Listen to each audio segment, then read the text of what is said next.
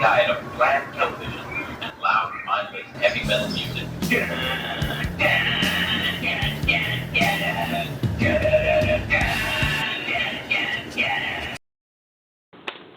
Oh, pickles.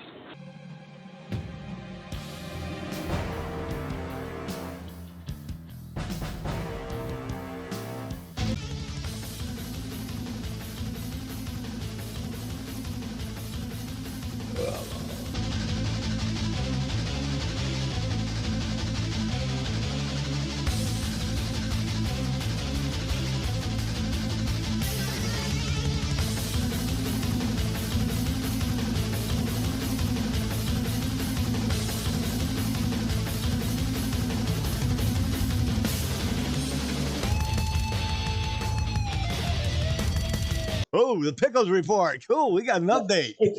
Well, I managed to go out in the garage and found something that I was looking for that is freaking amazing to have for this kind of a conversation.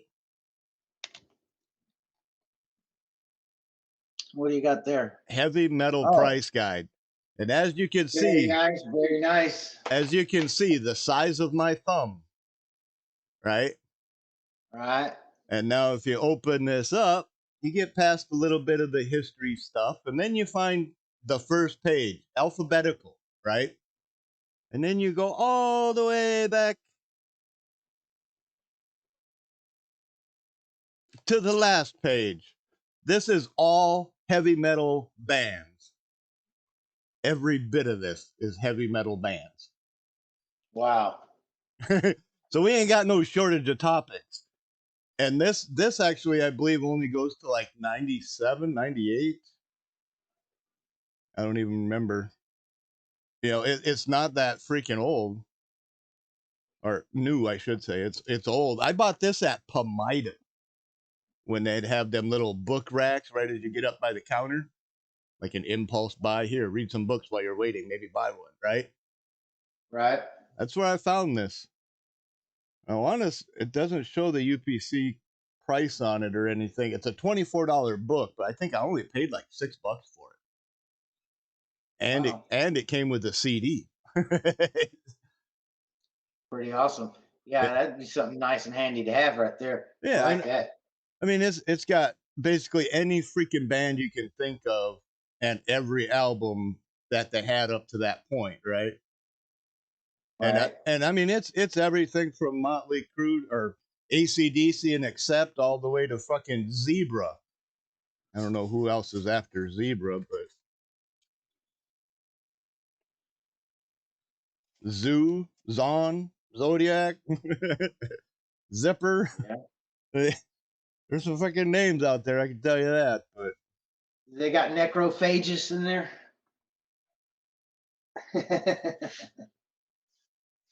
we can find out, and that's the fact. And pretty wild guitar player, man. I think they've since disbanded, but Necrophagia? Necrophagia? Yeah. California or Ohio? Season of the Dead, Ready for Death, Holocausto de la Muerte. Yeah, there's a few of them in there. Yeah, that's a legendary guitar player, lead singer for that band.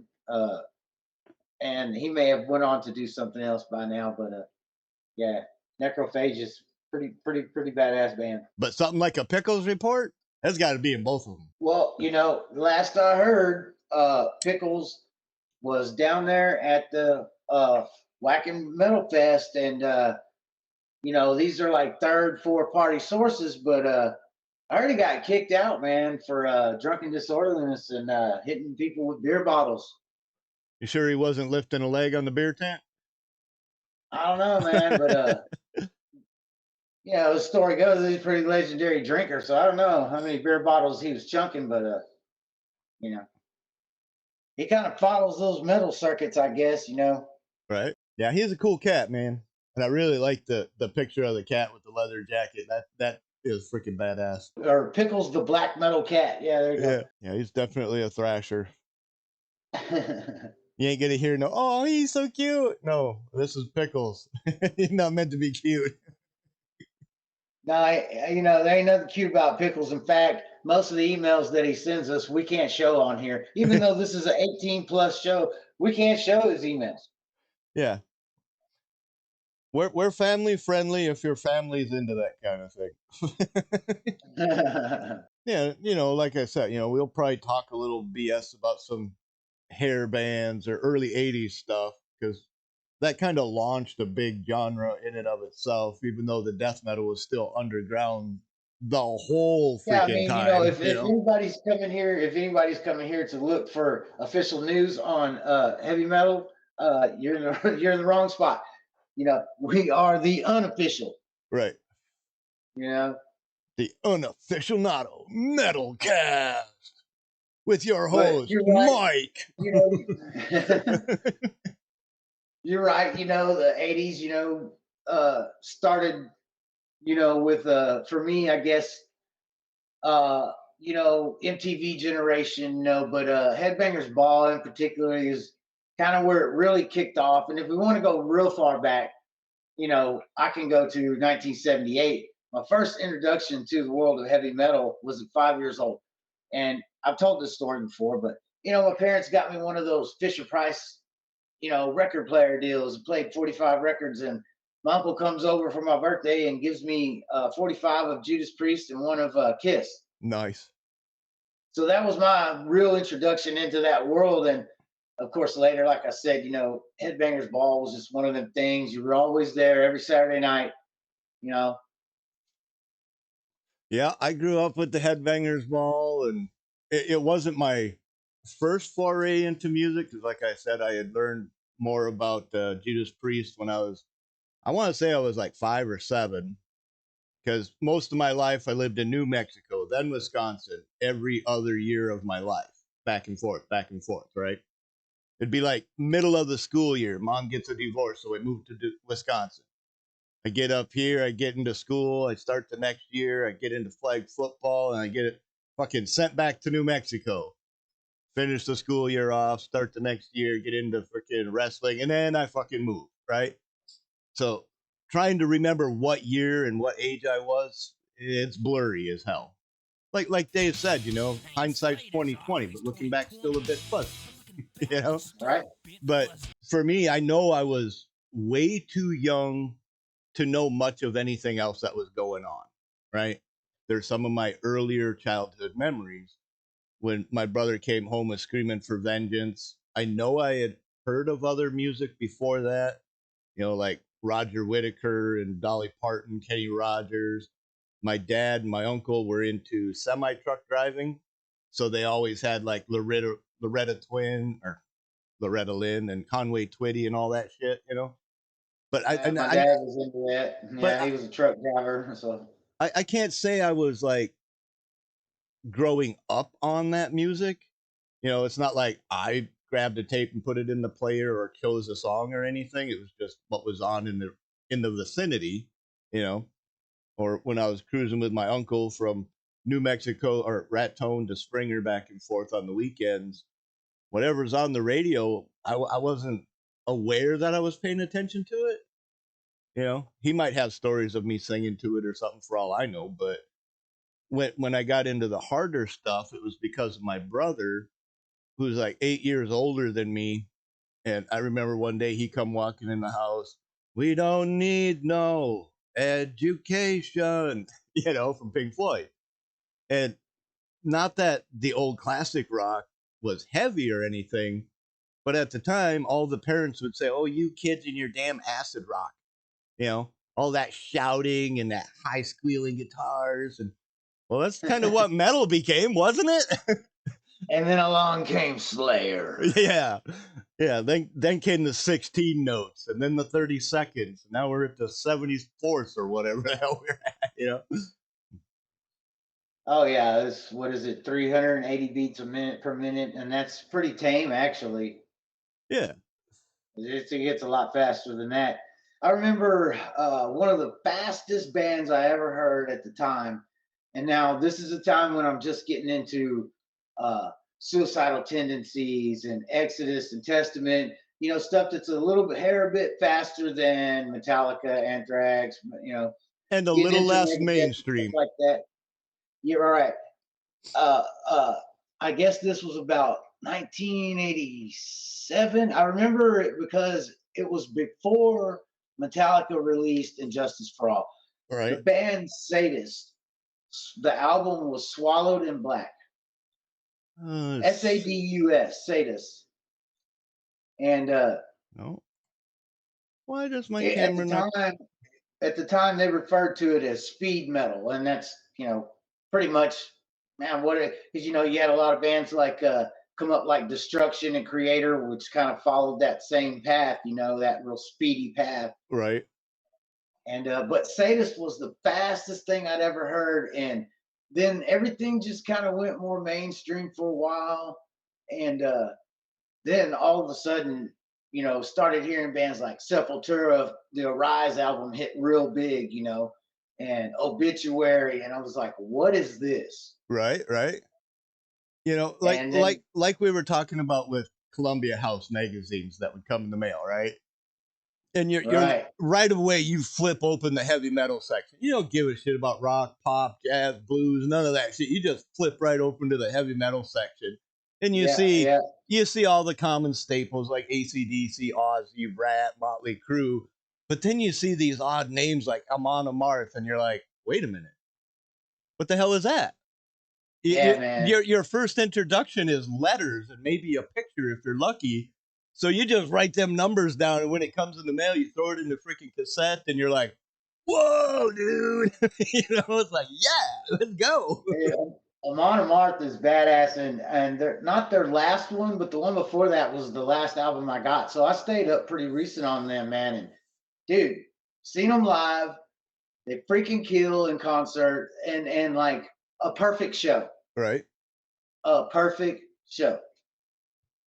Yeah, they're definitely pretty good. I mean, I'm reasonably familiar with them enough to know they've got plenty of albums and stuff out there. But as far as like recalling a specific lyric or anything, I mean, Right. I might as well burp. That's about what I'm hearing. Look, man, that talent slipped away from me like around my 20s when I stopped reading all the lyrics because that was the whole thing. You sat down, you read the lyrics, right? Yep. While you were listening to it, and now you got the lyrics on the screen if you want them. You can find it just about any song, the lyrics on the screen, Or which you is just hit the which is closed cool. caption. You hit the closed caption, and it'll do it for you. Right. But yeah, man, that was the whole point. Was like you could literally, that was our escape. We didn't have the internet. All we had was like local hangs and your buddy's house and your bedroom. Right. And that was it, man. And the local hangs, you usually got ran off by the cops, after you've been there too long, causing too much ruckus. Yeah. Back in the day, I would say up until like mid 80s, maybe late 80s, loitering wasn't an issue. You know, Right. you and 8 buddies could hang out on the street corner on freaking Main Street or walk up and down a few blocks here and there or whatever. And you'd got somebody's car sitting there with tunes just freaking blasting and shoppers walking in and out of their little mini strip malls or whatever. But they're just a bunch of hoodlums hanging out, fucking jamming out, man. Yeah. Yeah. Or we'd be cruising the street with the car and freaking heavy metal blasting out there trying to catch some chicks that were into heavy metal. You know, most of them were Yeah, into. my buddy had an '84 Camaro, and at the time they made a dual subwoofer like plank that had the two subs mounted. It was just like a flat plank, but it was molded in the shape of that little spare tire trunk in the back of the '84 Z28. Gotcha. Yep. And you just dropped it right there, and you had it right in there, and you had an instant box. So he's rolling around with 215s in this thing, jamming Slayer, Rain and Blood. I mean, yeah, it was lucky I have any hearing left, especially after going to so many metal shows and and even regular concerts. We're not biased here. Like I was telling you about the concert we went to, Faith No More and Billy Idol. Right. And it was a great show. Billy Idol's a great performer. Well, I mean, if you think of for the time when Billy Idol was out there jamming out White Wedding and a bunch of other stuff, Rebel Yell and everything else, like I was into like Brian Adams, Cuts Like a Knife, Summer of '69, because it was the times, it was popular. It wasn't my taste, but it was also Right. on MTV at the same time while I'm waiting for Headbangers Ball to come on. It was the epic tour for Faith No More, and I'm telling you, man, they stole that show. Poor Billy Idol, man. Poor Billy Idol. He had to come out to about half a stadium full of folks, man. Right. But dude, Faith No More just tore it up. Yeah, like I was saying before, the Falling to Pieces.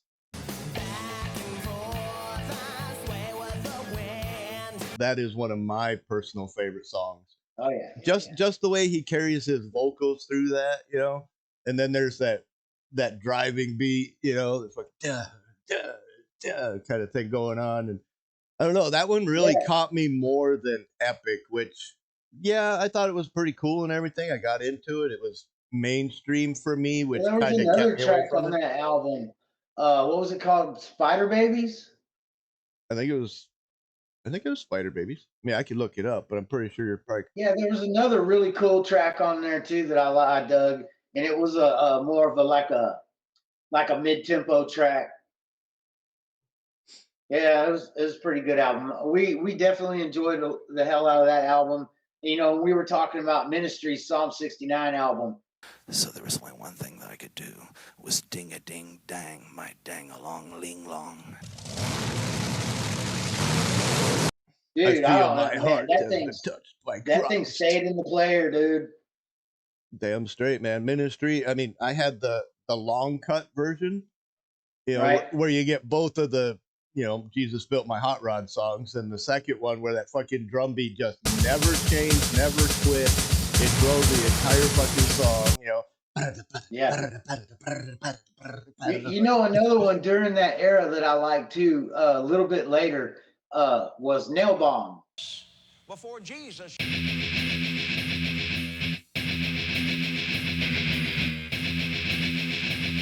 Mm-hmm.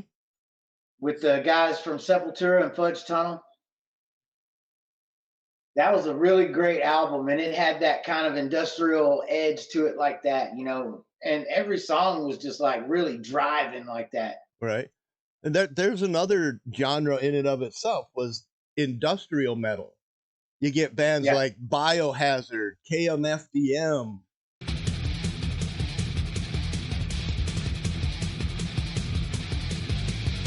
Drug Against War, with just some, and Rammstein even jumped out of that one. He kind of went off a little bit. Fear Factory. Fear Factory is probably my favorite of that entire genre. I mean, they got the industrial sound, but they kind of have that little digital aspect to it too. The whole transhumanism. Right. Fear Factory is like a giant warning. Big time. Yeah, and then like you were mentioning with Exodus, Feeding Time at the Zoo, where the guy calls up the lady at the zoo and he's like, "Yeah, do you have any monkeys?" What types of monkeys do you have? Oh, we have the spider monkey, we have the little capuchin monkey, we have the cinnamon ringtail. Well, what monkey do you want? Well, which are the most tender? You mean which make the best pet? No, I'm interested in making a monkey soup. A what? She's like, "Some what?" And then just fucking bangs your head into the freaking pavement from there, That to me was very industrial style, where you could almost feel or sense that there was like big machinery hammers just pounding out the drums, It just had that solid, thick metal sound to it, And the vocals were good. They were easy enough to listen to and sing along with. They had some really good catchy riffs in there and stuff that were pretty damn iconic, Oh yeah. But yeah, I jammed out with them, and then another. I wouldn't call them industrial, but I would say they have some influence. Would be the Flotsam and Jetsam, right? They're good. They're solid. They're heavy. You can tell there's like a little pinch of some industrial in there by the drums and the drive behind it, but yet it had this more, I don't know, almost jungle feel to it. What album are you talking about? The one that has like the guy in the desert on the cover? The one I was most familiar with was Quattro.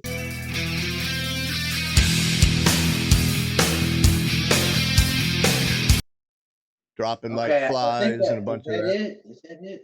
I don't remember if that's the one I'm talking about, but for me, it was in the beginning. What was that? It was like a purple cover, and then the other album was it had like two samurais on the cover, and Well, it let's just let's go to the Bible and find out. yeah, man, Let's go to the Bible and yeah. find out. So Yes. that's when I started listening to Flotsam and Jetsam. That was back in the day when Jason Newsted was playing bass for them before he was recruited into Metallica around 86 ish after Cliff died, and they were ready to, start recording a new album. They had some materials, and that's when they released that Garage Days EP Right. and basically introduced Jason to the world. That's one thing that does suck about this is it doesn't actually. Oh, it does say the year. It has I from mean, 88 to 90, but doesn't have anything after that. There was think about the lineage of Metallica for a second. If you just think of the combined units that band is tied to, I mean, we're talking Flotsam and Jetsam, Exodus, Megadeth. I mean, they're all linked to that band, right. and it's pretty wild, man. I mean, they were all from the same area, so I guess you could kind of make the excuse, be like, well, they probably had Kurt in their back pocket. Possibly. You know what I mean? They were like just waiting for the chance to hire Kurt.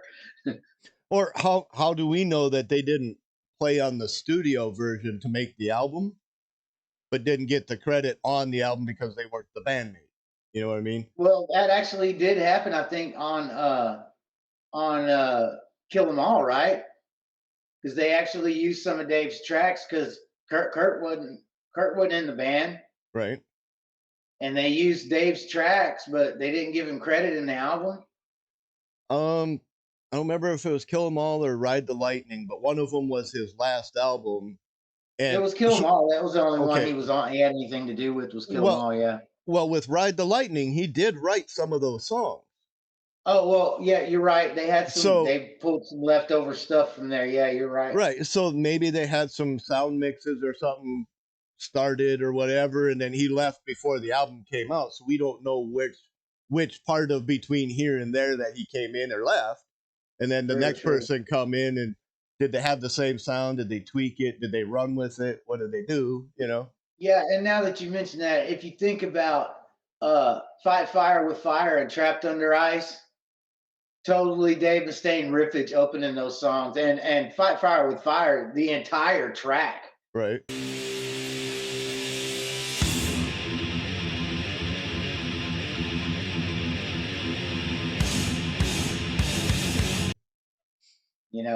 Yeah, even some of the stuff like Call of Cthulhu, that you can kind of give more to Kirk Hammett, kind of.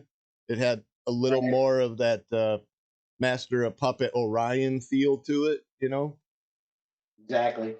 But yeah, you could definitely tell a Dave Mustaine chug riff compared to a Jason Newsted, And the new tracks from that new Megadeth album, man, like I was talking to you last night telling you about this, it's just, I mean, if you're not looking at the TV or the artwork or anything and you're just like in another room hearing it, I mean, you have to stop for a second and go, did we go back in time for a second? Because it sounds like Dave Mustaine just gained about 20 years on his life or something, because he's playing like he was playing on, Peace Sells and So Far So Good So What and Rust in Peace. Yep.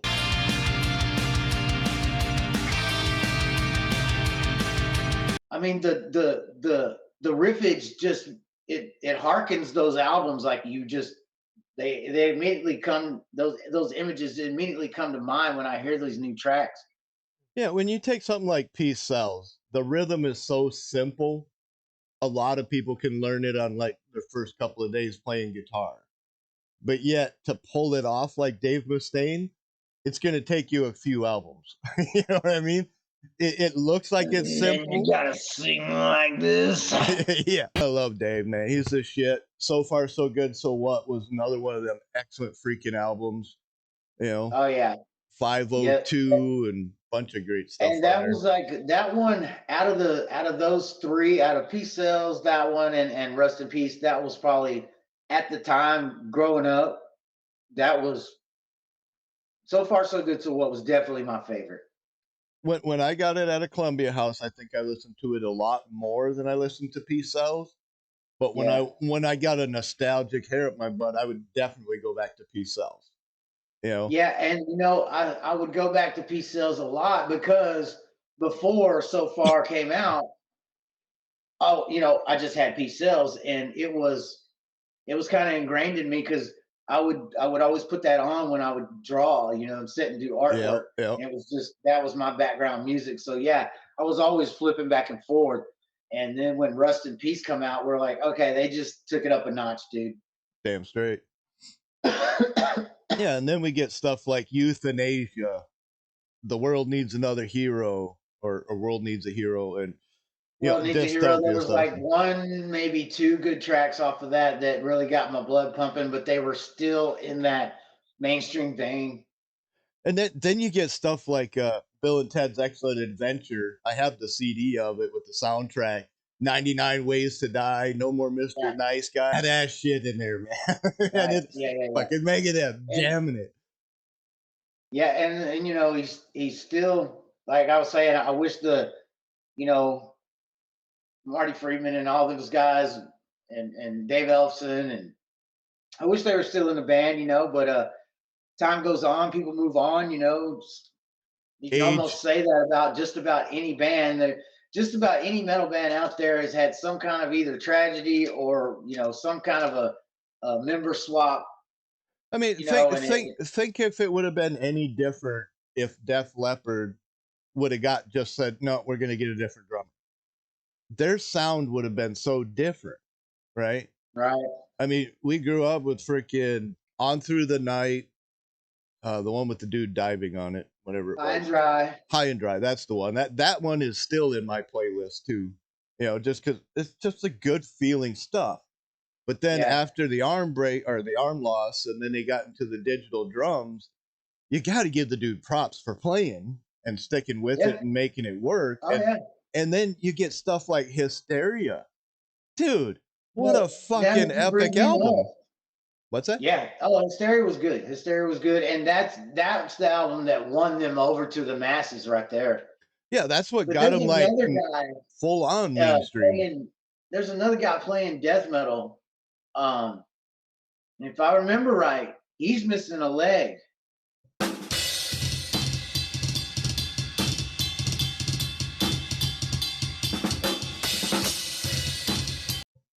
And he's a drummer, and he's just got a double kick pedal. Yep. And it's got 3 kicks on it, and he can do something with it to make it like ride super badass. Yeah, he can do a single, a double, or a triple, whichever he needs. Well, triplets you do with 2, but he's got it set up with his 3, and he's got one leg, dude, and he's in like a heavy metalcore death metal band, and he's ripping it. Have you heard of that freaking ultimate drummer that's out there nowadays? Estepario or whatever the hell his Latin name is. Check this out.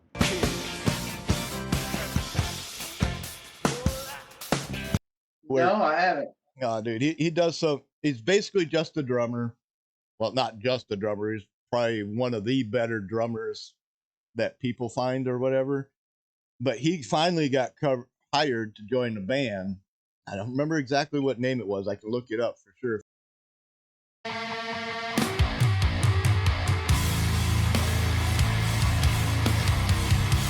If I needed to, but he's got another one of those. He can play the single bass with his left foot or his right foot. And he's got the pedal that'll do one or both at the same time.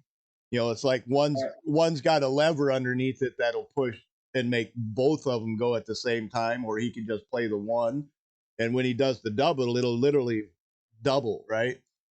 Right. I mean, he's freaking insane, man. He pulls off some of the wildest. He needs to team up with Bateo, man. Michelangelo Bateo. He needs to team up with that dude. I mean, he's got his gig going on. He's got a YouTube channel.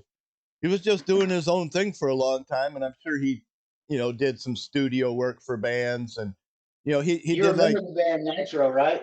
Nitro, yeah, Yeah, dude. Ambidextrous, is that how you say that? yeah, left and right-handed at the same time. Yeah. That dude's pretty crazy, man. I would like to see like a battle between like him, Ingve, and like Oh, Malmsteen, dude. There's a yeah, him, band, Ingve. Alcatraz. That was a Ingve would band. never. Oh, they had a new album like maybe 2 years ago. Really?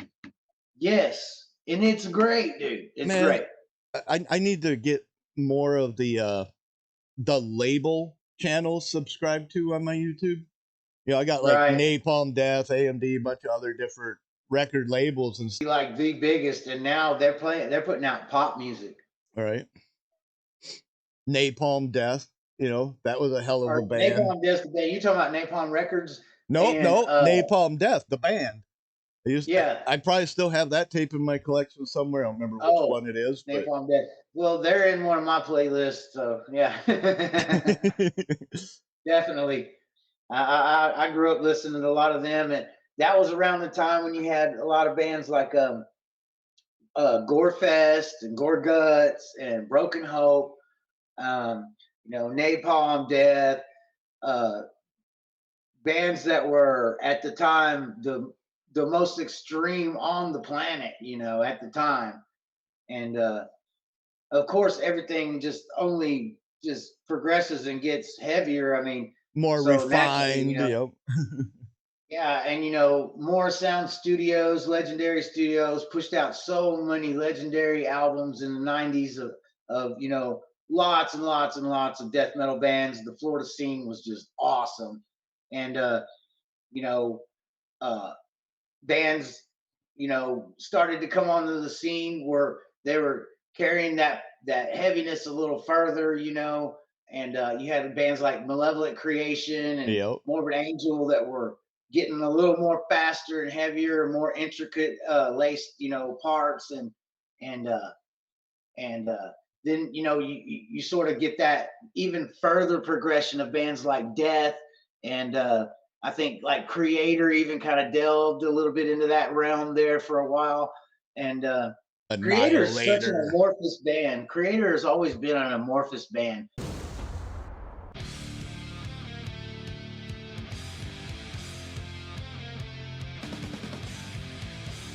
There's the early like first two Creator albums are like the same style, but everything's different after that. Right. Every album's different. Yeah, and then you get stuff like Annihilator. Macaroni maniac. Activities heart attack. I love.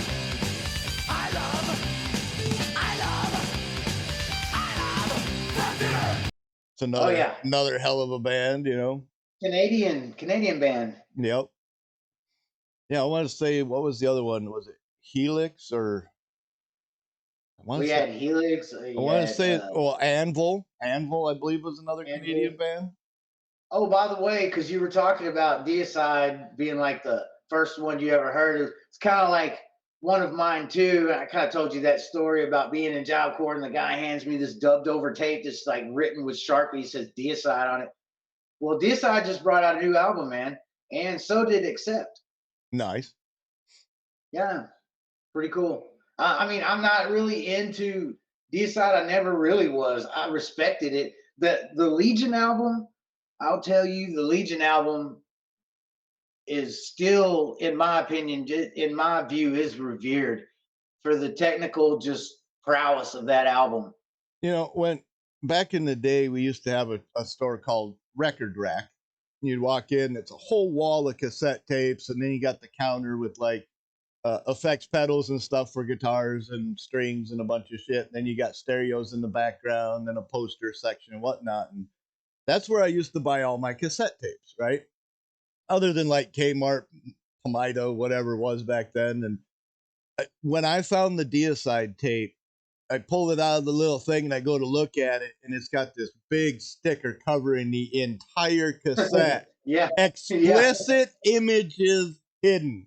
or something like Yeah. that, right? Just covers the whole freaking cover, and on the side you can read it said Deicide, and it's the one where it's got the picture of Jesus and a little bit of blood stain, and then you open the Well, freaking cover and it's got everything displayed. Man, it's like, yeah, okay, yeah, that's pretty yeah, bad.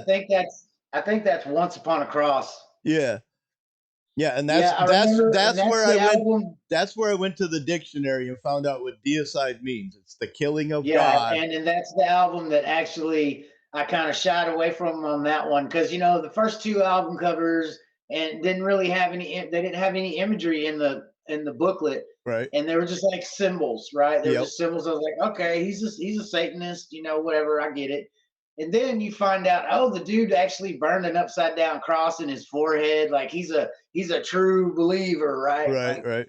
and then you hear all these other little stories, and then that album came out, and I was like, I was never a Deicide follower. Like I didn't have Deicide albums, but all my friends, other friends that were into death metal, they had it. Right. And a buddy of mine, he had a Blazer with a big box in it, and he was always jamming that Legion album, and it was just such tight double bass that you had to respect it, man. Right.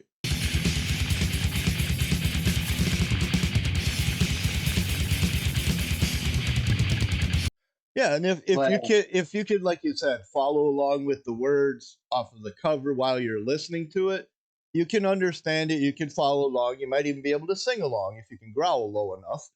But if you didn't have the lyrics handy, you might as well just be burping, man. You might as well be burping. Yeah, and that was like the whole deal with all those death metal bands back then, Yeah, it's a lot more refined nowadays. You get a little more pitch, a little more range. You can actually. There's a lot of bands using fake voice controllers too. Well, there's all kinds of processing when you're making an album. It's a little different when you're on stage because you're limited on the effects you can do on the fly or post editing or whatever. Bands like Deicide eventually gave rise to the exact polar opposite of Deicide with bands like Bolt Thrower. Mm-hmm. Bolt Thrower has always been a great band. They're revered in the community. Death metal fans love Bolt Thrower, but they're the total other end of the spectrum. Like they, praise the light and talk about the light and the goodness and, battle hymns and stuff like that. Right. And so, there's the whole gamut. It runs the whole gamut, and it's the same with like, you had Motley Crue shout at the devil, and then you had Stryper to hell with the devil. Yep. Right? It's always there. The whole gamut is always there. Yeah, and then you get Megadeth, who is kind of political, and then you get certain other bands that are like mainstream, what's going on in the news kind of thing, almost like a Guns N' Roses "Welcome to the Jungle" song, but more of a band in that genre type of thing, And that album had such a dramatic, not traumatic. Well, maybe both. Maybe both. Yeah, when you're sitting in the chair doing the freaking, the electric chair. Let me out of this fucking thing. Yeah. I remember when they first hit the scene, MTV aired a live concert of them live from the Ritz. Yeah. And the sound was terrible, and Axl was fucked up. But we watched it, man. I was 15. Yeah, when you're following a band, you follow through the darkness too, It don't matter if it was. I'll tell you how I got that album. I traded a Dawkins Under Lock and Key cassette for Appetite for Destruction because I didn't have it yet. And one of my buddies had it, and he was real big. He liked like Dawkins and Y&T and stuff like that. Y&T, so Red Butted Fun Loving All American Boy. Let's go. Dude, I love all that good rock like that. It's just good. You ain't got to be pretentious about it. You ain't got to worry about it. Just jam it, dude. Yeah, and it's not like with death metal, you're kind of trying to tell the world, look at me, I'm a badass. I listen to death metal. I don't give a fuck. You're trying to pull a persona. Something like Y&T, with something like Y&T, I'm just fucking having a blast. I don't give a fuck. That's it. Yeah, like take the band like Loudness. Coming from Japan, coming to our culture, and they just want to freaking party, dude. Yep, And yep. every one of their videos is just like that. That's just a party, you know? Yeah, and Zebra was kind of the same way. They were Yeah. they were just out there having fun, wanted to play and produce music, and that's what they were doing. You know, they weren't all stuck in the limelight, and they didn't really even care about Metal Edge for that matter. They just wanted to freaking make shows. you know. Yeah, you know, I was talking about Fleming Rasmussen last night, and I really wish, you know, I know he's probably around 75 ish. Um, he was already, I think, maybe like in his 30s when he was producing that Metallica stuff. You know, the early Metallica albums. And I watched a documentary recently about a metal band from the, I think, New Mexico desert. They're like they're Indian, you know, Native American Indian, uh, and they actually got Fleming Rasmussen to produce their album. Rasmussen, I keep saying his name wrong. To produce their album, and they flew to Denmark to his studio to get, you know, to record the album. And I just thought that was great, right? And I was like, well, he's still around, he's still kicking, he still has a studio. What's up, Metallica? Right. You familiar with Fastway? Oh yeah. Fast as You Can? Dude, some of that stuff on that album for me, it had to have been mid 80s. That thing, I played it so much it got eaten in like 2 different cassette players to the point where it would skip. Because with the cassette tape, you just pull it out, you fucking tape it back together, get your pencil and do the freaking Oh, dude, I've even gone as far as splicing. You got to find the very, very thinnest Scotch tape you can find. Yep. I mean, hey, there were some important tapes out there, man. You didn't dare waste them. I don't care if it did get messed up. Here's one. Fix it. Here's one of those stories on that line. I had, well, I guess you would call him a friend at the time until he did this, but he took a couple of my tapes and he just broke them in half. And he was like, "Yeah, now fucking listen to it." I said, "All right, no problem." I knew how to do this. I'd find a cassette that had the screws on it. I'd pull it apart, take the freaking tape out of there, put my tape back in it, put it back together, write on there what it was, throw it in the tape player, and he's like, fuck you. and now the remake has a nice clean pad. Yeah, yeah, it does. Yeah. I mean, I used to mess with that stuff all the time, man. Put a little piece of tape over top if it was cut out or whatever, so you can record over it. Shit. Tape trading and dubbing it got so bad, man, that I was just scavenging tapes, any tape I could find, and I'd break out those little tabs and stuff them, wherever, or if it didn't have the tabs, I'd stuff them full of toilet tissue. Yep. And dub over that joker. Like I was joking about somebody's church tape had Deicide dubbed over it, and it probably did. Right. I know I got a few of them. Point blank, yeah. I don't know if they're all church tapes, but I guarantee you there's a spit wad with tape cover in those little things so I can record on it. Because that's all you got to do. Yeah. All kinds of stuff. It's like Kenny Rogers. Grandma goes to put her Kenny Rogers tape in, and it's freaking obituary. Yeah, we know where she went. Yeah, you know it, man. Kenny Rogers. I mean, how many times are you going to go to a garage sale and find a little box with cassette tapes and see something like Motley Crue or even Def Leppard or something kind of modernish in there, but there's a bunch of blank tapes in there, right? And you're like, I got to buy the box just to find out what the hell they were listening to. You know what I mean? And another thing is too, if I was ever at a yard sale or something and I saw a box of old, metal like that, you damn well know I'm grabbing that up, man. Yeah, I mean, if there's only so many and they want $1 a piece or something, I'm gonna cherry pick through it so I don't end up with fucking Christian Christmas music. You know what I mean? A lot of that shit around here because it's all bars and churches. You either get the freaking party animals or the Christians, But we all grew up at a time, so you never know what you get. But yeah, if I see more than a couple of bands right off the bat, like say a Loverboy and I don't know, say a freaking Fastway or an Accept tape, Balls to the Walls or something, right? I'm not even going to question what else is in the box. I'm just going to make an offer for the whole thing. You know what I mean? Yeah. I'll take it home and sort it out, and if I don't like it, I'll record over it. I don't give a fuck. You know, for what we used to pay for a 60-minute tape or a 90-minute blank recording tape, you can pay that same amount today and get a box of tapes. You know? Yeah. So Yeah. why not? You know, if I give you $5 for 30 tapes or something in a box that you're like, yeah, I just want to get rid of it, I might find like 4 badass gems in there that end up in my playlist. You know? Yeah, man. Every time I go over to my buddy Jesse's house for party on the weekends or something, I always made sure I had a bunch of fresh blank cassettes with me because he had a massive collection. All our friends had massive collections, and everybody showed up to the party with their jean jacket pockets full of tapes, man. Same here. Like I said, when I was talking about all the artwork that I did on the back of my jackets, in the garage right now, I have one of them Rubbermaid totes that's probably got 8 to 12 freaking denim jackets in it. Most of them are a little too small for me. There's a few that were big enough I might still fit, but they Man. all got heavy metal bands on the back. Like I said, I've done Testament, Souls of Black. I've done Megadeth with Vic on the back of it. I've done Def Leppard Hysteria. You know, dude, there was Armored Saint, Rise of Fear. I did that cover on my back, you know, and like I said, I never bought any back patches.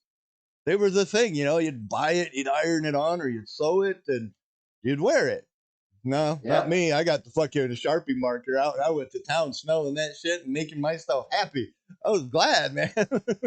Yeah. He used to draw band logos all over people's book covers and whatever they give me to draw it on, man. Chuck tees, everything, man. Damn straight. Yeah, I had Yeah, I those. was forever doing that. I had them brown paper bag book covers that were just loaded with metal band names and shit all over it, and all kinds of graphics. Let's just say graphics. Yeah. Yeah. Well, like those little thin 2-pocket 3 Brad folders, you know, you always had like 6 or 8 of those things, one for each subject or something. Yep. Yeah, dude, that was just a open canvas for me, man. I just filled them up, both sides, and in their pockets too. I still got notebooks from back in the day in my school years where I didn't do schoolwork because, like I said, after going back and forth from Wisconsin to New Mexico, I gave up on school. I gave up on sports, gave up on school, gave up on making friends because I figured, fuck it, why bother? I'm just going to be out of here in the middle of the year. My grades don't transfer, you know? So I'm like, fuck it, why bother? So I would just sit there with my notebook and I'd write poems and songs and stories and draw pictures. And there's plenty of times I'd pull my jacket off and I'm sitting there drawing on the back of my jacket in class. You know, as long as I didn't bother the rest of the class, they didn't care, you know. But I still have a bunch of those notebooks with some dark freaking stories of dark times, you know.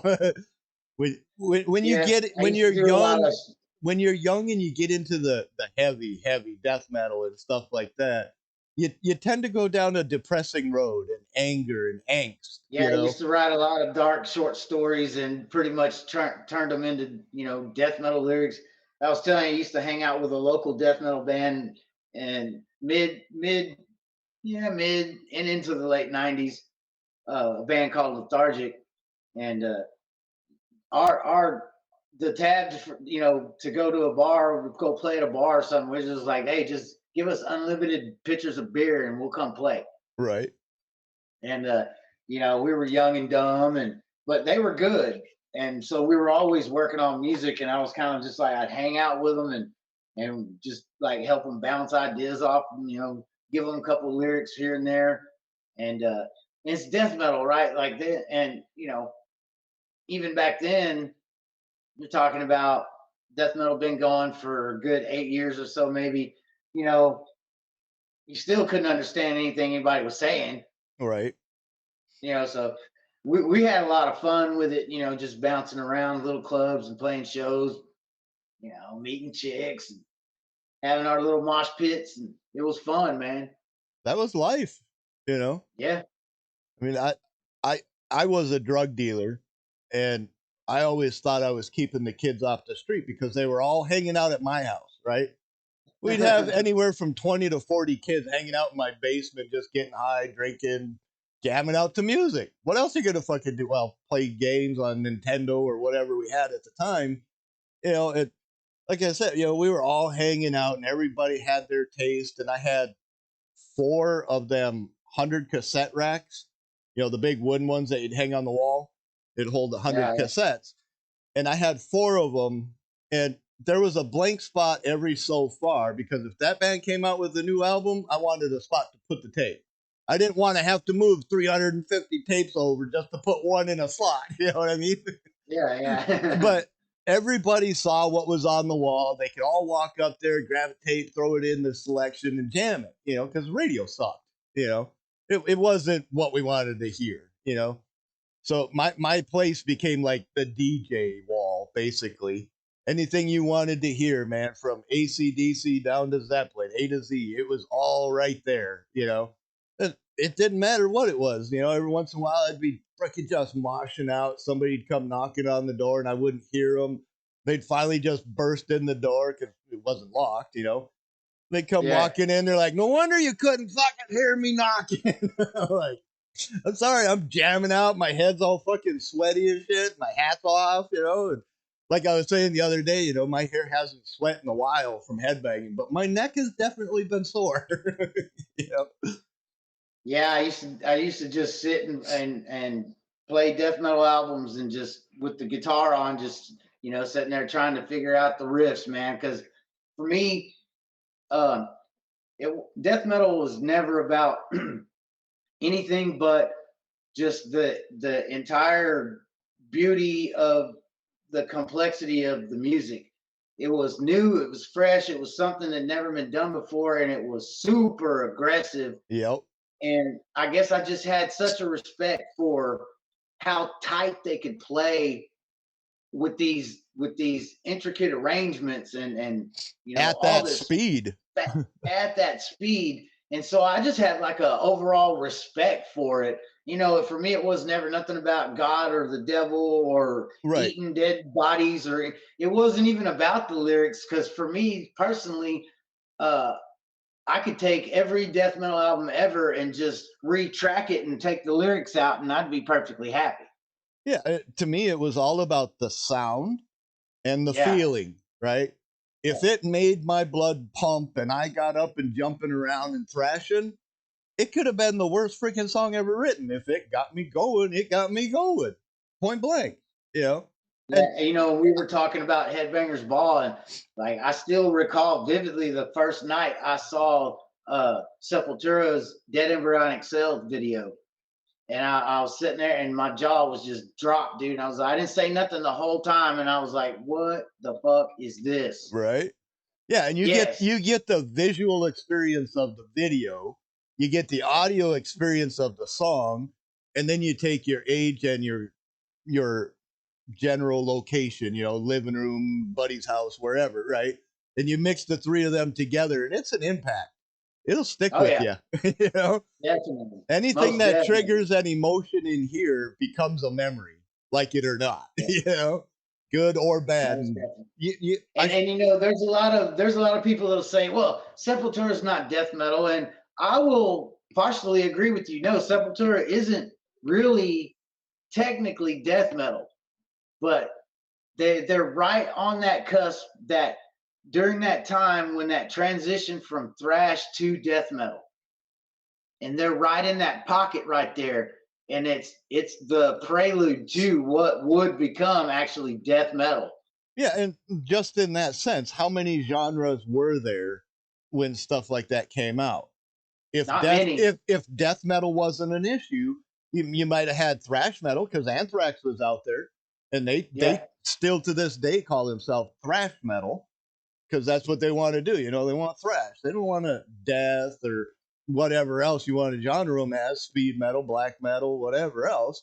So the limit of how many genres we had, and then somebody would step outside of that and they're like, well, what the hell do we call this?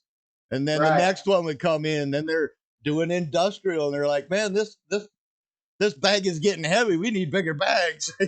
Right. And that's the way it was for a long time. It was like, okay, you had your kind of like hair metal and your hard rock, and then you had your thrash metal, stuff, and then Speed you metal. had bands like Maiden and stuff like that. But anything outside of that was just like in the very early beginnings was just all lumped in as death metal or metal. So or just well, metal. you had bands like Deicide, and then they would put Fear Factory in the same category with Deicide, and I'm like, well, like I said, if you're opening a Columbia House magazine, you're gonna find Motley Crue right next to Morbid Angel. yeah. What the fuck? They're totally opposite ends of a spectrum. Order. But I mean, as far as like genres went, when dealing with the early days of death metal, then you're looking at like Metal Maniacs magazine, and even they were talking about like, how do we classify this stuff? Like, because obviously Fear Factory is not Deicide, but right. Sepultura also isn't Obituary, but they kind of are. They kind of really and none of them are Slayer. Right. But really, and Slayer kind of got kicked over there for a little while too when they got more aggressive in the late 90s, early 2000s. Right. Yeah, I mean, it's not like one band has always stayed in only one genre, because as more start blooming, it's like, oh, that fits over here now. Or Testament's another one, the Testament Low album and The Gathering. The Gathering was the shit, dude. I would say both of those. I would say the Low album is a death metal album, and The Gathering is a progressive death metal album. Right. But see, definitely. But see, they never stayed in just one genre. Everything comes under the title metal, but everything is a subgenre under the genre. No matter how I look at it. I think that came a lot later when people, like you said, just got tired of trying to keep up with all the subgenres, and they're like, fuck it, it's metal. And then this is a little off topic, but I think it kind of fits in the same. You end up with like punk rock, the Ramones, the Misfits, that stuff. You can't necessarily say it's metal because it is its own genre of punk because of the scene. But they're still wearing leather and studs and spiked hairdo and thrashing the fuck out at concerts, right? Yeah. But I mean, and they're playing fast. They're not really as intricate in their solos and things, but they're doing the exact same stuff. But they all got shoved over to their own little side. Like, yeah, we don't want you in. We're not going to have a concert with you headlining for us. Fuck that, But yet if there was no punk, there would be no thrash, and there definitely would be no suicidal tendencies. Right. You go and you listen to every single punk song, isolate the bass. Yep. You listen to that bass sound, and you will hear that in every single thrash album in the 80s and early 90s, that thong, thong, thong, thong, thong, thong, that real, like, tight, thumpy bass, and it had that real kind of a springy sound to it, right? Yep. And when you hear that, you're listening to some thrash. Like that bass tone is just synonymous with thrash, and that came from punk music. So what's your view on symphonic metal? Like Powerwolf, Powerwolf, Avantasia, Winter Sun. I think they're great bands. I don't really particularly listen to much of it. It doesn't bother me if it comes on. See, I'm not opposed to it. When I was with my ex-girlfriend, I had my stereo set up. I had my cassettes and CDs and things around. I can listen to whatever I wanted. At the time, I wasn't really into YouTube at the time.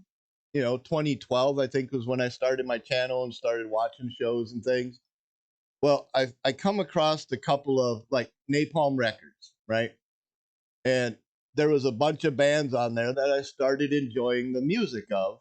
And they were kind of more my girlfriend's taste, which is, I guess you'd say, that sobby ballad 80s hairband bullshit, White Lion kind of thing or whatever. But YouTube would suggest other songs or other bands or other videos to watch, because that's YouTube's job, right? That's the algorithm we all play with. So I clicked on this one and I found Powerwolf, and I believe it was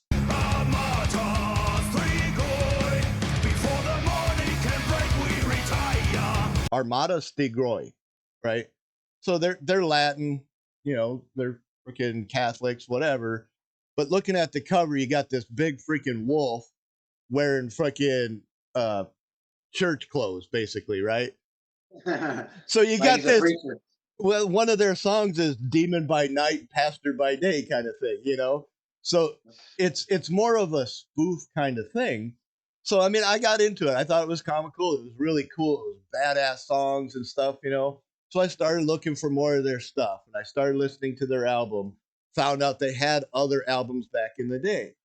So I started listening to a couple of them, and I found out that the two of the guys, the keyboard and the vocalist, were raised classical.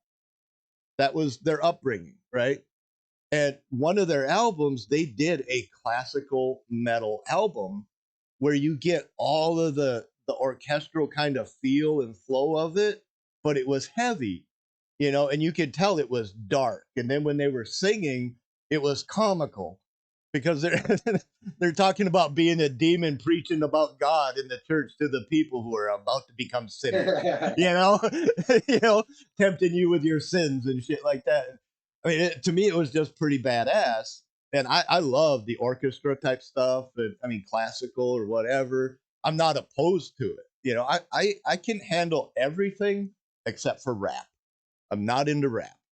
You know, Yeah, never really been a rap fan. You know, even it, some heavy metal has raps in it. And to me, it's kind of like, yeah, you're stuck on rhyming, and I don't like it, and I can't follow it, right? well, you know, I've never really, it's never really bothered me much what people want to play or listen to, and if they want to put it in, you know, I'm cool. I can listen to it. I can listen to Conway Twitty or I can listen to Eminem. It doesn't really matter. But I'm not going to personally play that music. And if you give me Same a here. chance if you give me a chance at the player, I'm probably gonna I might scare you a little bit, but I'm definitely gonna blow that crap right the hell out of the water with whatever I put in. So that's just me personally, and you know everybody likes calm, mellow music every once in a while when you just don't want to be pummeled to death. Right. I mean, I'm 51 years old. I'm not out here jumping in mosh pits, man. I'm just bringing my experience from what I've experienced through my years of listening metal and going to concerts. And we were talking about death metal and like the progressive end of it starting to come on towards the late 90s with bands like Death.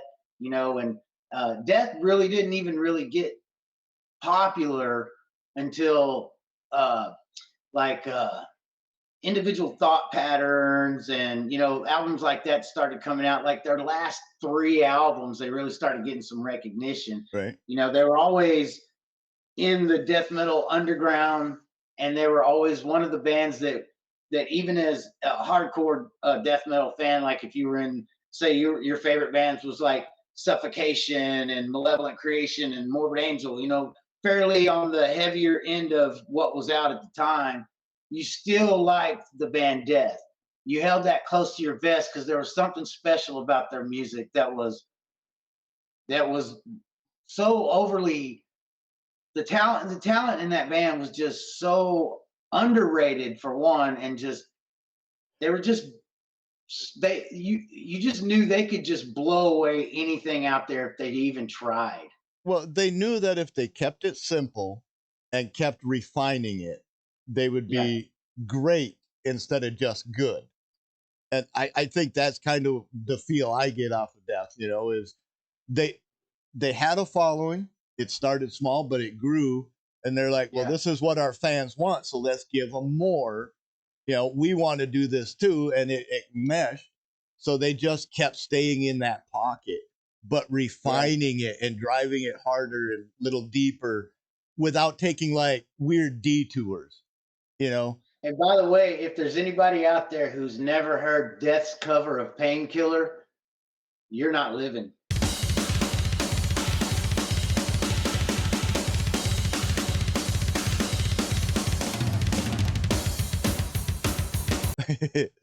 Painkiller, I swear to God, man, we used to do karaoke at our Alano club because we had a stage with all the stuff set up, and I'd put my laptop up there, connected into the sound system, so they could follow along to the words, sing whatever they wanted on the internet, and it's not like we were getting in trouble for anything.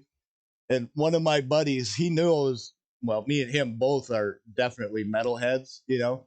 And after probably about 4 or 5 songs or so, he'd always look at me and go, "Is it time for Painkiller yet? Is it time for Painkiller yet?" Because I had to get warmed up to do that, man. Trying to hold some of them screams and do the pain, kill, you know. Dude, And your blood just starts pumping as soon as you hear that drum track come in, man. It's just like you know it instantly. It's just like, yeah, let's fucking go. yeah, yeah. And there'd always be certain people in the room where it's like, yeah, we can't do that with them here. You know, not only will Yeah. they get up and walk away, they'll call the fucking cops. We're not doing that. You know, Yeah. I mean, if you want to hear the ending of the song, you got to wait till they leave. You know, 'cause they're bitches about it. You know, but when you get the cool cats who are like, yeah, you're just having fun singing a song, let them have fun, right? And even if they don't care for it and they want to kind of white noise it in the background, they're busy playing pool anyway, so be it, right? But when you start screaming fucking loud and yeah, it's it gets fun, man. It was a blast. Doing Painkiller is definitely a trip, and I don't really care if you try to do it as good as Rob or if you suck. Doing Painkiller is fucking hard. You know? Oh yeah. Just the breath Yeah, yeah. control that it takes to even get half of that song without getting Yeah, wore it's out and definitely winded. a high tempo track. It's definitely a high tempo track. And that whole album, man, is great. Yeah, I mean, like I said, when I saw them in concert, it was the Painkiller, which to me was like I didn't know it at the time when I saw him, but shortly after that is when he left and did Fight, and then Ripper Owens came in. So I was like, oh, cool. I finally got to see Judas Priest before they're done. Well, they kept going, which is cool. And then, like I said, not too long ago, I got to go see Firepower Tour. And Rob was back on stage, and I was like, cool. I got to see Judas Priest on both ends of the spectrum from when he left and when he came back, you know, and Yeah. he's still a freaking monster, dude.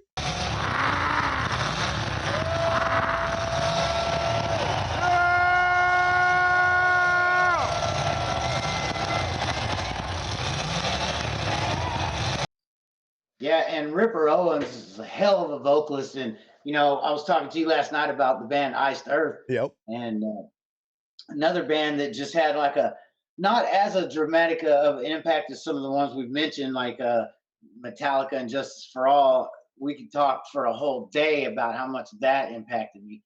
But you know, certain bands like that just, they release an album that just sticks with you, man, like that.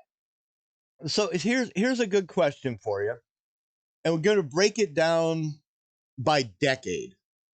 Okay, so if you were stranded on an island with a tape player and enough batteries or whatever to keep you going, what 5 cassettes would you have from the 80s? All right, that's one question. 5 tapes from the 80s or bands. And then which right. one from like, well, let's say 80s and 90s, because you can kind of blend them together before the freaking grunge, Seattle grunge shit came in. And then let's say the 2000s to today, right? So you get 2 different sets of being stranded on an island twice. All right, I can go right now. All right, so Iron Maiden, Power Slave, Metallica and Justice for All, Pantera, Vulgar Display of Power, 6 Feet Under Haunted, Obituary, The Incomplete. I guess that's 5. I could definitely agree with Iron Maiden, but for me, it would be Somewhere in Time. Oh, see, that was the battle in my head right there. Yeah, which one? Yeah, I could go back as far as like Killers would be another great one. You know, Aces High. I mean, like there's a ton of them. You know. Oh yeah. But Iron Maiden, Somewhere in Time for me, just because of wasted years. I think it is wasted years, wasted time, something like that. Yeah, yeah. And Somewhere in Time. I mean, the album itself, Loneliness of Long Distance Runner. That album to me at the time, it wasn't a variety of songs. It was an album that if I didn't listen to both sides, it was incomplete. You know what I mean? That particular song, The Loneliness of the Long Distance Runner, I remember the first time I listened to that album, and I was reading, the names of the songs, and I was like, "What? The loneliness of who? What is he doing?" Right. And then I had to pick my jaw up off the floor. Yeah, I was like, "Holy fuck, that's a great song!" yeah, I mean, then you get stuff like Trooper, who doesn't Awesome. know Run to the Hills and shit like that, I mean, that's where it's kind of like, which fucking Iron Maiden album, like you said, the my battle in first your head. Iron Maiden. Yeah, my first Iron Maiden was the Live After Death CD, and I ordered it from Columbia House. It was the black tape, had silver writing on the tape, and it was the double album, side 1 and side 2. All right, Yeah. so now for the So second, yeah, okay. now for the second part of the question, which is, Well, hold on, you didn't name your 5. well, I did say the Iron Maiden one. I would also have Sabotage. Nice. I'm kind of debating, would I want Hall of the Mountain King, would I want Streets of Rock Opera, or would I want freaking Fight for the Right or Fight for the Rock? Sirens, one of the older raw freaking shit, But I have definitely to go there would, King. I have to go the Mountain King. yeah, no matter how I look at it, there has to be a Sabotage in my collection. I don't care. Okay, so this one was 89 and that one was 91. Well, I don't care. Throw one of them in the fucking box. There you go. I can't do without some John Olivia and preferably some Chris Olivia with it. Because to me that stuff, it really took me from I was here in the music range to I was going here, and it just freaking NASA'd me, right? I was freaking, the rest of the world disappeared when I got into some real music finally, Headbangers Ball stuff, right? So the second one after that, I would definitely have to probably put in some Exodus, some early Exodus, just because they had that hard rocking, good grooving, good crunch in it, that you could actually sit on a desert island with nobody around and not give a shit and just feel good kind of thing. I don't know if I would go Peace Cells or So Far So Good So What. Probably more So Damn, Far I So Good left So out What. Megadeth. I can't believe I left out Megadeth. I mean, for me, both albums are a top 10. And I can't really say a favorite of either of them, but it would definitely have to be one of the two. And I'm leaning more towards So Far So Good, just because there's some songs on there that are definitely in my, I would love to keep listening to day after day kind of thing. And then, oh God, from back in the day, throwing something a little heavier. I don't know, man. I would probably maybe have to do some Rain and Blood, just so I had some quality historical death metal on the island. I think I might also hide Metal Church Blessing in Disguise down in my sock. I won't tell anybody. I yeah. Oh, here we go. This is one I would throw in there as an obscure one. It wasn't Metal Church. It was, fuck. I just had it on top of my Candlemass. Oh yeah. Big hefty singer dude, right? Blonde hefty dude kind of thing, but he had that opera voice kind of sound. He was like a King Diamond. Dude, King Diamond Abigail. Let's throw that on the island.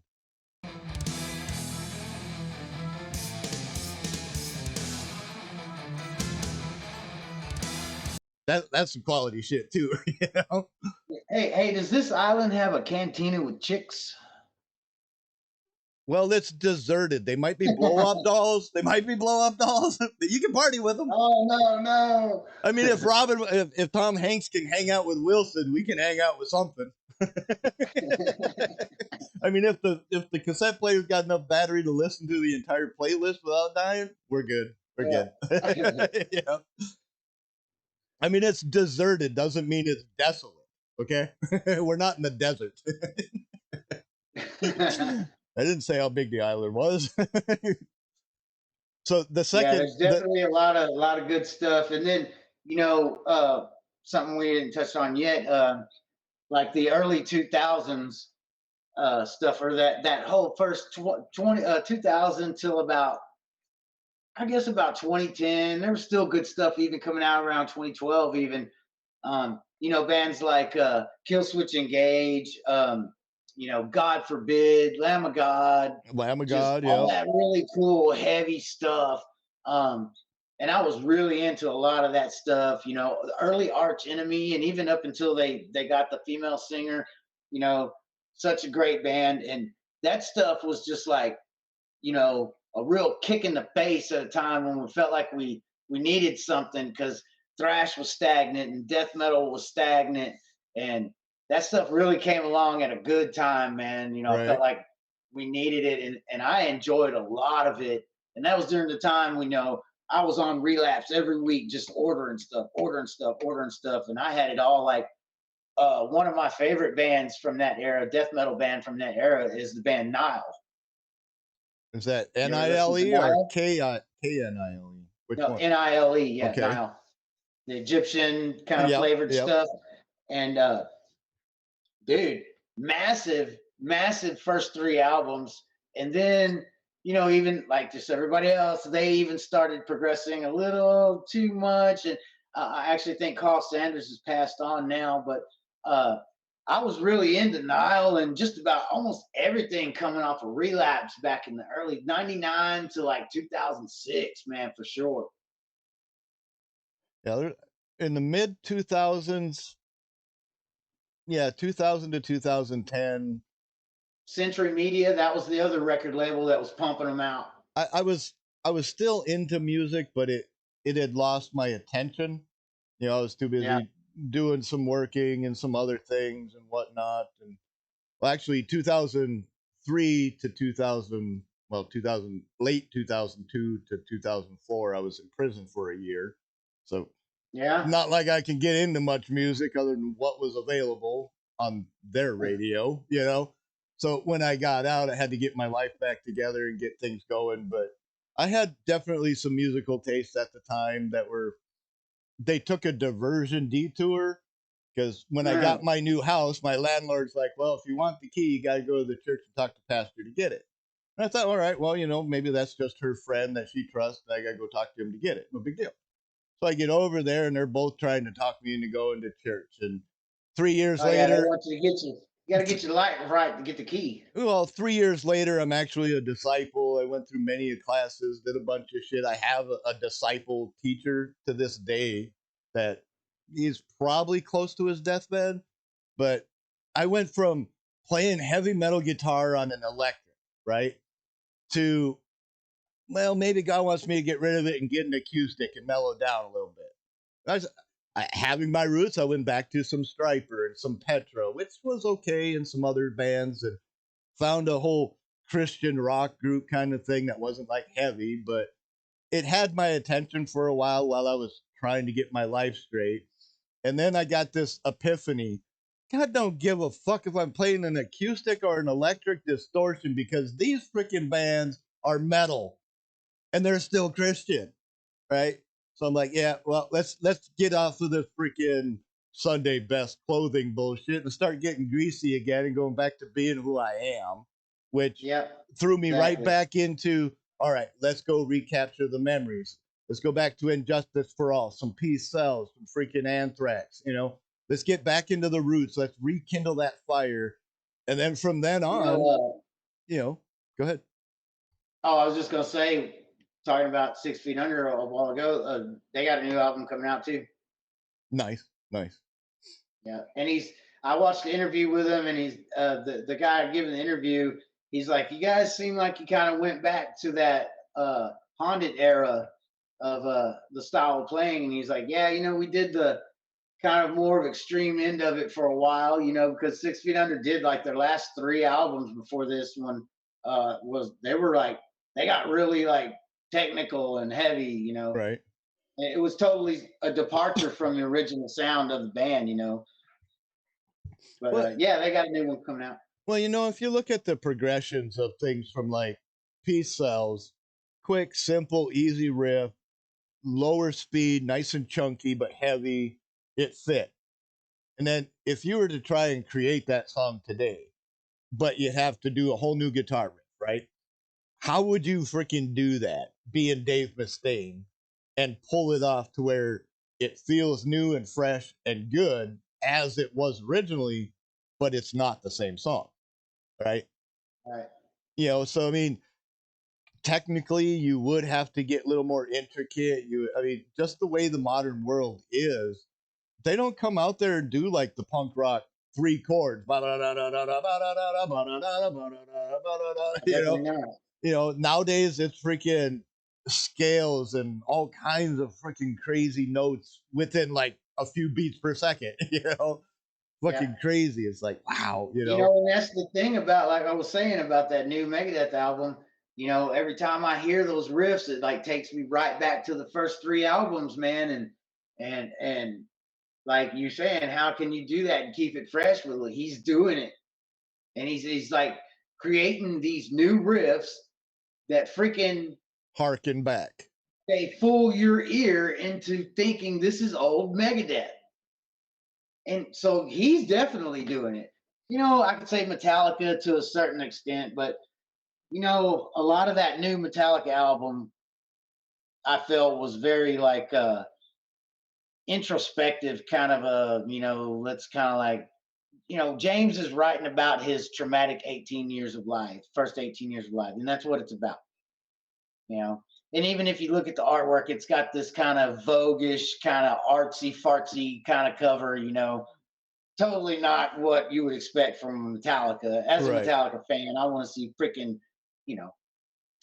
I mean, think of it. If you look at the covers and the title of the albums, you get "Kill 'Em All." That's pretty deadly. "Ride the Lightning," sitting in an electric chair. That's pretty fucking deadly. And "Justice Yeah. for All." That's you fucked with me, you're done. Right? That's Which, by the deadly. way, And then you get freaking "Master of Puppets," where it's kind of like, oh, who's pulling the strings now? And then you which, get by the way, it then you get started with into this Master of other Puppets. right, and then you get into this other stuff where it's kind of like, yeah, we're mainstream, we're not into the, oh, let's put death on the cover again. You know what I mean? Right. So Yeah, and they those Master of Puppets and uh, Justice for All definitely, in my opinion, were war. Well, Master of Puppets was a war protest album. Justice for All was a like a government control protest style album, and you know, there's a lot of songs on Master of Puppets that deal with war and the tragedy of war and the insanity that it brings afterwards, you know. welcome home And sanitarium.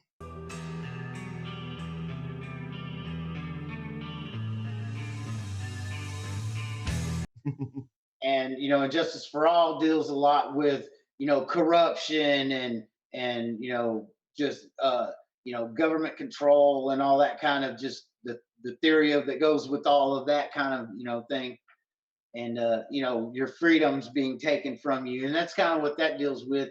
And those 2 albums really came at a time when thrash bands were all kind of experimenting with that kind of trope, if you would say, like with the environment, like Testament, practice what you preach. Yep. Right? They kind of had that trope running with that album. It's like, let's try to stop fucking up the world, right?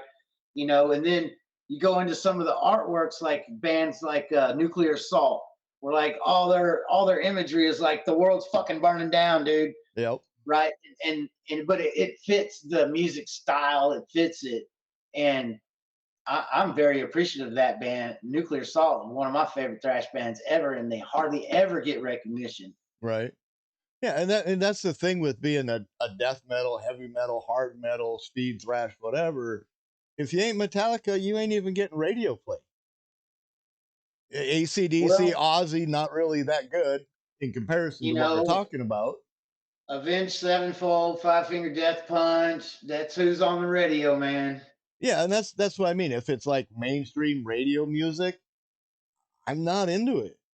I can hear it, I Yeah, can listen to it, I can jam out, I can do all that. Yeah, sure, fine, but I'm not gonna go buy the album. It's fucking radio music. I don't want it.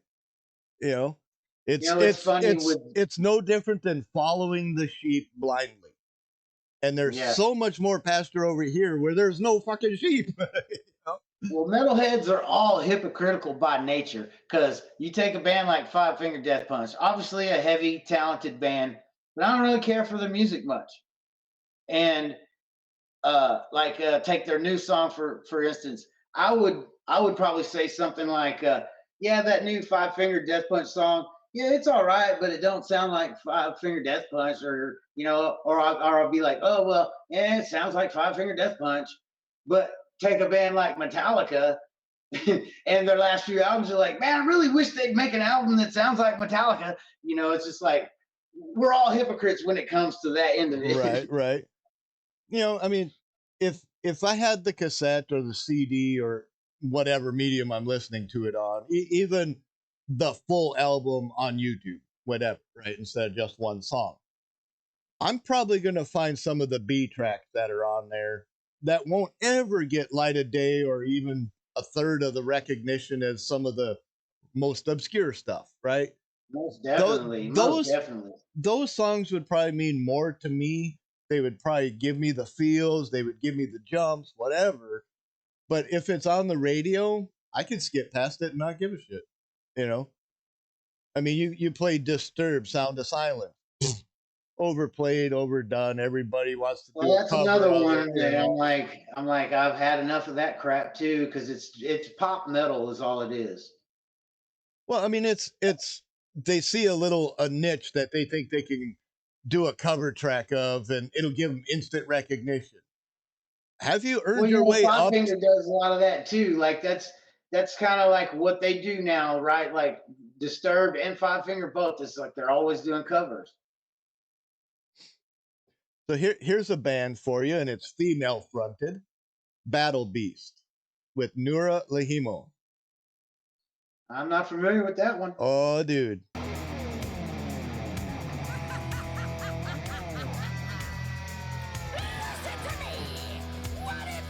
You know what a Valkyrie is, right? Right. A female warrior. Yeah, you ain't gonna fuck with one. And you know how some people use the phrase, "Oh, bloody Nora," right? And I said she's only bloody because she's a Valkyrie. She's designed to fight, and she will kick your ass, right? Well, when she comes out, she calls herself the Battle Bitch because she always dresses up with she does her hair up into like big horns and freaking all this wicked freaking, she looks like the evil queen on half of your Disney cartoons and shit. But she can sing, she can scream, she can get in there. But the band, again, very intricate, very detailed music, methodical setup, right? But the way they blend it with the heavy, with her fronting it, you really just get this bitch slapped with every new song that comes out, man. They're really, really freaking good. I have to check them out, man. Battle Beast. Battle Beast. There's one of her songs is Familiar Hell. Would you rather live in a familiar hell or an unknown heaven? And it's all about this media screen. There's like people looking at a phone or a computer screen, and it's all white, but they're fucking zombies stuck looking at it. They can't do anything else. And she breaks away from that. And that's that familiar hell, right?